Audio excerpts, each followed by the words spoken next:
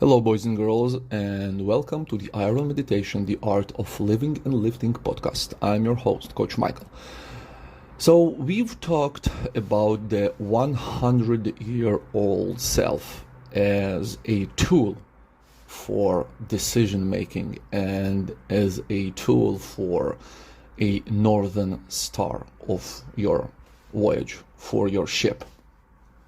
And I promised 2 exercises, so Eulogy is coming next. And again, since we cannot trust our present self on a long-term decisions, the second tool is writing your own eulogy. And I've done it, and it's a great exercise because you get to write in a third person what people, all right, will say about you. And here's the thing, you're not writing about yourself. Again, we are biased. Think about the people. And if you want to reach far, think about people who inspired you. Like for me, let's say like Arnold Schwarzenegger. And not only for me, but the man is amazing. And his journey is amazing. Or the late Alan Watts, that I absolutely love his teachings and his way to bring Zen and practically Eastern religions into my life. And I have some like Hemingway, the author I love to read. So let's say like I am dead, lying, and these three stand like above the open grave, and each will say something about me. Now, I will be writing about what, Arnold, what Hemingway and Watts will say, each of them from their own perspective. And what will my kids, say about me? Because by doing so, we are begin to clarify for ourselves our core principles, our core values that we tend, to forget and often to dismiss in the day-to-day life because it is really hard to live by them. And like the best example is this. I coach in a gym. There are many young lifters, like teenagers who come and act, pretend to be power lifters because they have all the charade of this Monster energy drinks and these sweets, and they buy the outfits and the shoes and the belts. They have everything but technique, and they often and unfortunately have everything but the proper coaching. All right, because if you listen and you know the iron game, you'll agree that you need nothing of these to become a pretty decent lifter with a pretty decent numbers. And you need to earn the energy drinks and these gummy candies to replenish the sugar. Yeah, if you're moving 500 kgs in each set and you're stuck there for 3 hours. But if you're moving about 120 kilos, like, you don't need drink water. All right, if you want to really fly, add some amino acid, amino energy. It gives the water a color, it gives the water a taste, but it's basically the same. So here you are, feel like a grown up. All right.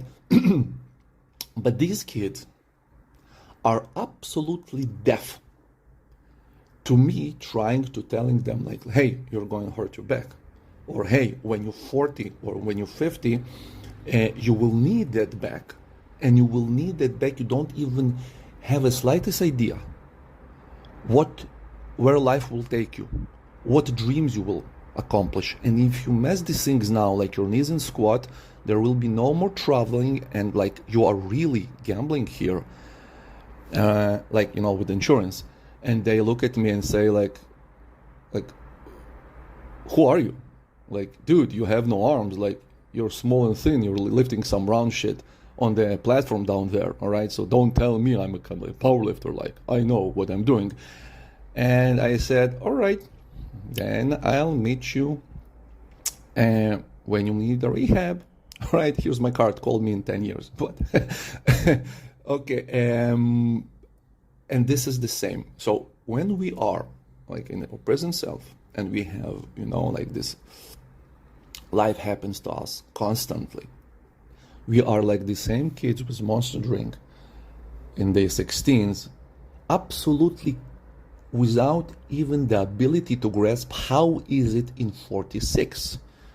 All right, and in 46, the all of life is in front of you still, but then you cannot unroll back and undo bad back and bad knees or whatever.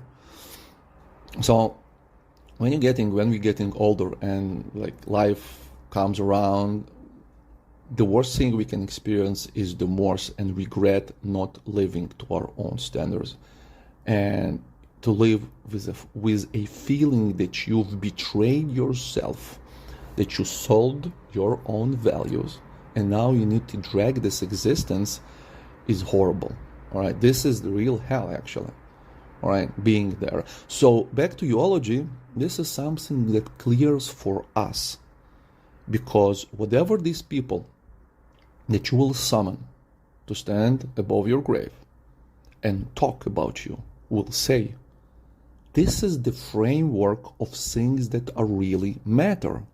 And then when you have those, okay, written, it's really easy at least to think about it, to really consider your future actions upon comparison and alignment with these core values. Like, what am I doing now?